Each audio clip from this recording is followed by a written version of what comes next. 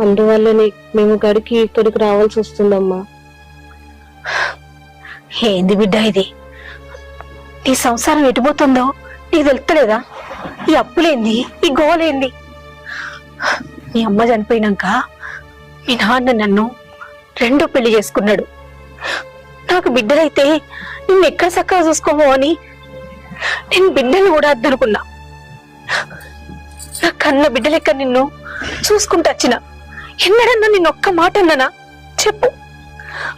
కానీ నువ్వేమో ఈ అప్పులు చేసుకుండు, ఇంటికి వచ్చి అడుగుడు. మీ ఆయన చూస్తే నాకెందుకో ఆయన ప్రవర్తన కూడా చక్కగా ఉంటలేదేమో అనిపిస్తుంది. అసలు నువ్వేం చెప్తున్నావు?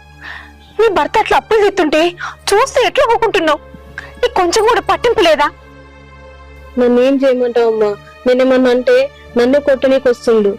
ఈ విషయము నీకు నాన్నకు తెలియకుండా నేను